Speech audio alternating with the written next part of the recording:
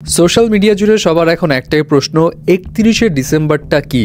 কারণ সোশ্যাল মিডিয়াতে বৈষম্য বিরোধী ছাত্র আন্দোলনে যারা লিড দিয়েছিল তাদের মধ্যে অনেকেই এখন ৩১শে ডিসেম্বর শহীদ মিনারে আসার আহ্বান করছে সবাইকে। রিজনটা কি?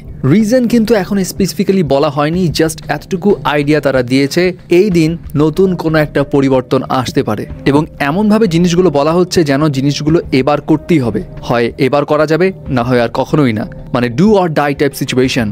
সার্জিস আলম, হাসনাত আবদুল্লাহ, আসিফ মাহমুদ তারা সবাই শহীদ মিনারে কেন আহ্বান করছে ৩১শে ডিসেম্বর? এখন অলরেডি অনেকে নানা রকম কিছু স্পেকুলেশনস করছে যে এই দিন কি হতে পারে। তার মধ্যে হাসনাত আবদুল্লাহ একটা পোস্ট শেয়ার করে, যেই পোস্টে লেখাগুলো ছিল এই দিন জুলাইয়ের যে বিপ্লব হয়েছিল, যে বিপ্লবের মধ্য দিয়ে ফ্যাসিস্ট সরকারের থেকে জনগণ মুক্তি পেয়েছিল, সেই বিপ্লবের একটা ঘোষণাপত্র দেওয়া হবে, প্রোক্লেমেশন অফ রেভলিউশন।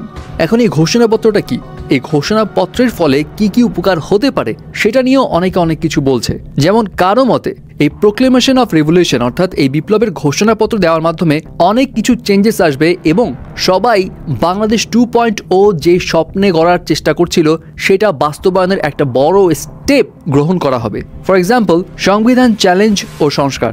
বর্তমানে সংবিধানের যে সমস্ত ধারা বা রুলস জনগণের স্বার্থ বিরোধী সেগুলো চ্যালেঞ্জ করা হবে, প্রয়োজন অনুযায়ী সেগুলো সংশোধন করা হবে এবং জনগণ যাতে উপকার পায় সেরকম ধারা সেখানে অ্যাড করা হবে। তারপর অবৈধ সরকার অবসান। হ্যাঁ, যদিও বর্তমানে অন্তর্বর্তীকালীন সরকার হিসেবে ডক্টর মোহাম্মদ ইউনূস আমাদেরকে লিড দিচ্ছে, বাট সংবিধান অনুযায়ী তিনি অবৈধ।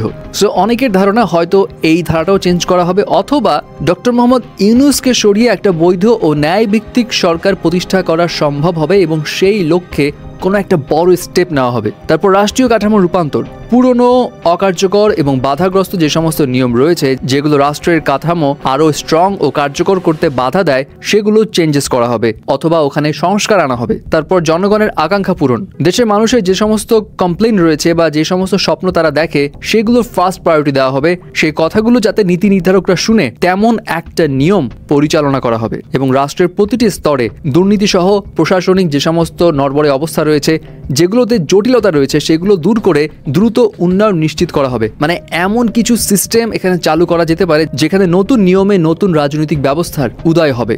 যাই হোক, এগুলো স্পেকুলেশনস মাত্র।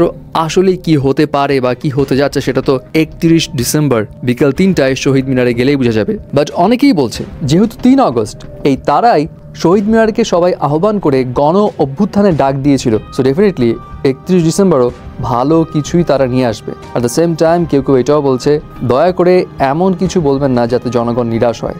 আপনাদের উপর অনেকেই ভরসা করে আছে, সেটার মর্যাদাটা রাখবেন। সো ভিউয়ার্স, আপনার কাছে কি মনে হয় ৩১ ডিসেম্বর আসলে কি হতে পারে?